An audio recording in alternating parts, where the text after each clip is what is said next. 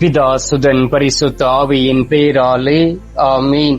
ஆண்டவர் உங்களோடு இருப்பாராக, உமான்மாவோடும் இருப்பாராக. எசையா தீர்க்கதரிசி புத்தகத்தில் இருந்து வாசகம். அதிகாரம் 57, இறைவார்த்தை 15. நொறுங்கிய நலிந்த நெஞ்சத்தினரோடும் நான் வாழ்கின்றேன். நொறுங்கிய உள்ளத்தினரை ஊக்குவிக்கவும் நலிந்த நெஞ்சத்தினரை திடப்படுத்தவும் நான் குடியிருக்கின்றேன். ஆண்டவரின் அருள்வாக்கு. இறைவா உமக்கு நன்றி. எங்கள் பரலோக தந்தையே, இயேசு கிறிஸ்துவே, தூயனல் ஆவியே, தகப்பனே, இந்த அருமையான புதிய நாளுக்காக உமக்கு நன்றி சொல்லி உம்மை துதிக்கிறோம் அப்பா. எங்களுடைய வாழ்க்கையிலே மீண்டும் ஒரு நாளை கூட்டிக் கொடுத்து எங்களை ஆசீர்வதிக்க எங்களை நாடி வந்திருப்பதற்காக உமக்கு நன்றி சுவாமி. ஆண்டவராகிய இயேசு கிறிஸ்துவே, நாங்கள் தவறிவிடக் கூடாது, விழுந்துவிடக் கூடாது என்பதற்காக அனுதினமும் எங்களை சுற்றிலும் வல்லமையான தூதர்களை கொண்டு வேலி அடைத்து பாதுகாப்பதற்காகவும் உம்மை ஆராதிக்கின்றோம். ஆண்டவராகிய இயேசு கிறிஸ்துவே, உம்மை போல மெய்யான தெய்வம் எங்களுக்கு யாரும் இல்லை தகப்பனே. நீர் எங்களோடு கூட இருக்கின்றீர், எங்களுக்கு பக்க பலனாய் இருக்கின்றீர். எங்களை அனுதினமும் தேற்றி ஒரு அன்பு மகனாக மகளாக எங்களை உருமாற்றி இருப்பதற்காக உமக்கு நன்றி சொல்லி உம்மை துதிக்கிறேன் ஆண்டவரே.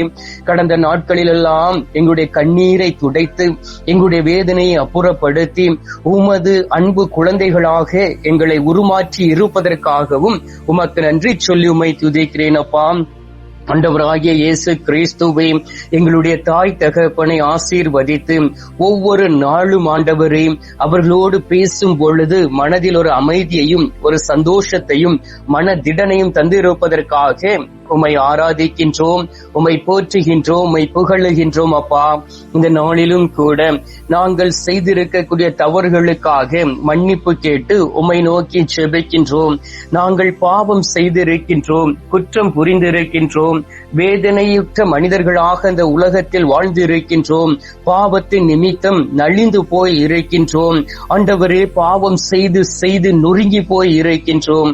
இந்த நேரத்திலே உமது பரிசுத்த இரத்தம் எங்களை தூய்மைப்படுத்தும்படியாக இதோ உமது திருப்பாதம் தேடி வந்திருக்கின்றோம்.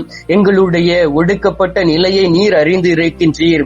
பாவத்தினால் வேதனையுற்று இருக்கக்கூடிய நிலைமையை நீர் உணர்ந்து இருக்கின்றீர். பாவம் செய்து செய்து இக்கட்டான வேலைக்குள் கடந்து சென்ற சூழ்நிலையையும் நீர் புரிந்து இருக்கின்றீர் தகப்பனே. இதோ உமது கல்வாரி சிலுவையில் இருந்து நீர் சிந்திய அந்த பரிசுத்த இரத்தத்தினால் எங்களை தூய்மைப்படுத்திடுவீராக.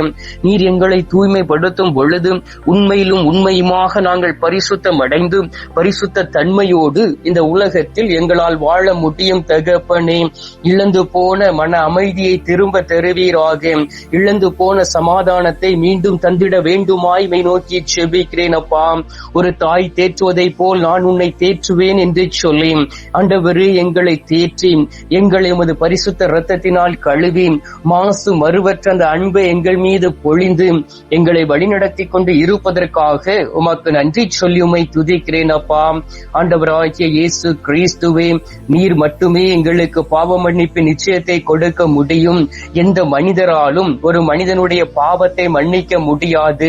மனிதனால் உருவாக்கப்பட்ட எந்த தெய்வத்தினாலும் எந்த ஒரு மனிதனுக்கும் பாவத்தை மன்னிக்கக்கூடிய வல்லமை கிடையாது என்பதை நாங்கள் அறிகின்றோம்.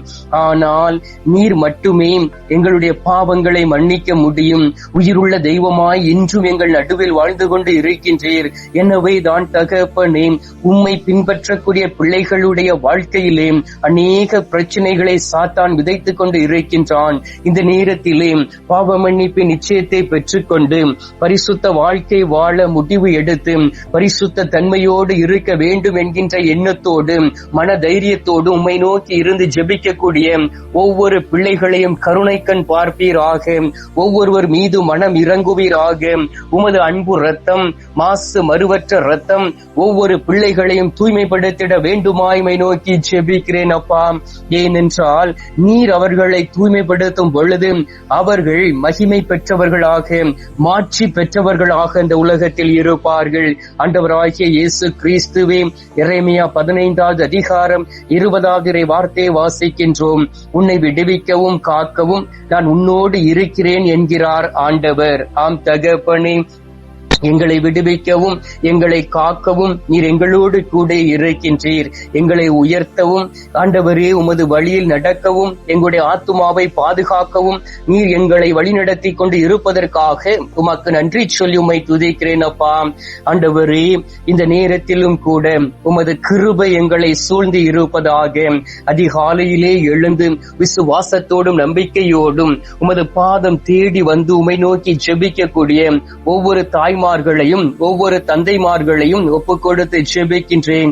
அன்பு செல்வங்களை ஒப்புக் கொடுக்கின்றேன். ஆண்டவரே எனக்கு போதும் நீர் மட்டும் என்று சொல்லி விசுவாசத்தோடும் உம்மை உறுதியாக பற்றி கொண்டு ஜெபிக்கக்கூடிய அனைவரையும் ஒப்புக் கொடுக்கின்றேன். ஆண்டவராகிய இயேசு கிறிஸ்துவே, உம்மை தவிர எங்களை தேற்றக்கூடிய தெய்வம் யார் தகப்பனே? இதோ நொறுங்கிய நெஞ்சத்தோடும் உடைந்து உருகுலைந்து போய் இருக்கக்கூடிய சூழ்நிலையோடும் உம்மை தேடி வந்திருக்கிறார்களே சுவாமி, அவர்கள் ஒவ்வொருவரையும் திடப்படுத்தும் அப்பா. அவர்களோடு கூட தங்கி இரும் சுவாமி. மனம் இறங்கும் ஆண்டவரே. எனக்கு ஆண்டவரை தவிர வேறு யார் இருக்கிறார்கள்? நிம்மதியை இழந்து நான் போய்விட்டேனே. குடும்ப சூழ்நிலை என்னை வேதனைக்குள் தள்ளிவிட்டதே. ஒரு புறம் கடன் பிரச்சினை, ஒரு புறம் பிள்ளைகளினால் வரக்கூடிய தீமைகளும் சந்தோஷமற்ற சூழ்நிலைகளும் என்னை சூழ்ந்து இருக்கின்றதே. வேதனையோடு இருக்கின்றேனே. நல்ல ஒரு வேலை வாய்ப்பு இல்லையே. கஷ்டம் என்னை சூழ்ந்து இருக்கின்றதே. நான் எப்படி இந்த உலகத்தில் வாழ்வேன் என்று சொல்லி உம்மை நோக்கி ஜெபித்துக் கொண்டு இருக்கிறார்களே. அவர்கள் ஒவ்வொருவரையும் இந்த நேரத்திலே ஆசீர்வதியும் அப்பா. யோவான் 14:27 வாசிக்கின்றோம், நீங்கள் உள்ளம் கலங்க வேண்டாம், மருள வேண்டாம் என்கின்ற வார்த்தையை விசுவசிக்கின்றோம். ஆண்டவரே, உள்ள கலக்கத்தோடும் கலக்கம் நிறைந்த நெஞ்சத்தோடுமை தேடி வந்திருக்கிறார்களே. அவர்கள் எந்த நிலைமையிலும் மறந்து போய் விடாதபடி, மருள விடாதபடி தங்களை பாதுகாத்துக் கொண்டு நெருக்கடியான வேளையில் உம்மை பின்பற்றக்கூடியவர்களாக மாறுவார்களாக. தீமைக்கு பதில் தீமை செய்யாதபடி நன்மையை மட்டுமே செய்யக்கூடிய அன்பு குழந்தைகளாக ஒவ்வொருவரும் உருமாறிட வேண்டுமாய் நோக்கி ஜெபிக்கிறேன் அப்பா. திருப்பாடல்கள் 118 அதிகாரம் 5 வார்த்தையில் சொல்லப்பட்டு இருக்கின்றது, நெருக்கடியான வேளையில் நான் ஆண்டவரை நோக்கி மன்றாடினேன், ஆண்டவரும் எனக்கு செவி கொடுத்து என்னை விடுவித்தார் என்று. ஆம் தகப்பனே, நெருக்கடியான சூழ்நிலையிலே இந்த நீர் விடுவிக்க எங்களை தேடி வந்திருக்கின்றீர். பாவம் சூழ்ந்த இந்த உலகத்தில் வாழ எங்களை பாதுகாக்க வான தூதர்களை எங்களுக்கு பரிசாக கொடுத்திருக்கின்றீர். எல்லோரும் பாதுகாப்போடு வாழவும், ஒடுக்கப்பட்ட நிலைமையில் இருந்து கடந்து வரவும், வேதனையில் இருந்து விடுதலை பெற்று என் ஆண்டவரை துதிக்கக்கூடிய பிள்ளைகளாய் மாறிட வேண்டுமாய் நோக்கி செபிக்கிறேன் அப்பா. ஆண்டவராகிய இயேசு கிறிஸ்துவை இந்த நேரத்திலும் கூட நோய்வாய்ப்பட்டு இருக்கக்கூடிய ஒவ்வொரு பிள்ளைகளையும் ஒப்புக் கொடுக்கின்றேன். மனம் உடைந்து போய் இருக்கக்கூடிய பிள்ளைகளை ஒப்புக் கொடுக்கின்றேன். மருத்துவர்களை ஒப்புக் கொடுக்கின்றேன். மருத்துவச்சிகளை ஒப்புக் கொடுக்கின்றேன். நர்சுமார்களை ஒப்புக் கொடுக்கின்றேன். ஆண்டவரே, மெடிக்கல் லைனிலே வேலை செய்து கொண்டு இருக்கக்கூடிய ஒவ்வொருவரையும் ஒப்புக் கொடுக்கின்றேன். அவர்கள் பணத்திற்கு அடிமையாகி விடாதபடி என் ஆண்டவரிடம் கரங்களிலே அவர்கள் இருக்கவும், என் ஆண்டவருக்கு மட்டுமே அடிமையாகி நடக்கக்கூடிய பாக்கியத்தையும் வல்லமையும் கொடுப்பீராக. ஆண்டவராகிய இயேசு கிறிஸ்துவே, நோய்வாய்ப்பட்டு ஐசியூவில் இருக்கக்கூடிய பிள்ளைகளை ஒப்புக் கொடுக்கின்றேன். நம்பிக்கை இழந்து போய் தவிக்கக்கூடிய பிள்ளைகளை ஒப்புக் கொடுக்கின்றேன். ஒவ்வொருவரையும் தொட்டு இந்த நாளில் குணமாக்குவீராக. குணமாக்கும் வல்லமை கடந்து வர வேண்டுமாய் நோக்கி செபிக்கிறேன் அப்பா. ஆண்டவரே, இந்த அருமையான நேரத்திலும் கூட உத்திரிக்க ஸ்தலத்தில் இருக்கக்கூடிய ஆத்துமாக்களை நினைவு கூறுகின்றோம். யாதுமறியாத ஆத்துமாக்களை நினைவு கூறுகின்றோம். மறக்கப்பட்ட ஆத்துமாக்களை நினைவு கூர்ந்து ஜெபிக்கின்றோம். இவர்களுக்கு மது திரு சமூகத்திலே நித்திய இளைப்பாறுதலை தந்துவிட வேண்டுமாய் நோக்கி ஜெபிக்கிறேன் அப்பா.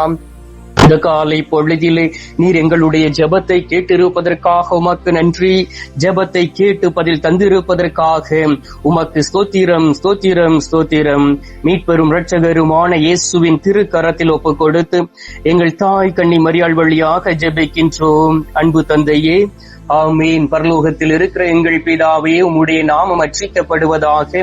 உமது ராஜ்யம் அருக, உமது சித்தம் பரலோகத்தில் செய்யப்படுவது போல பூலோகத்திலும் செய்யப்படுவதாக. எங்கள் அனுதின உணவை எங்களுக்கென்று அளித்தருளும்.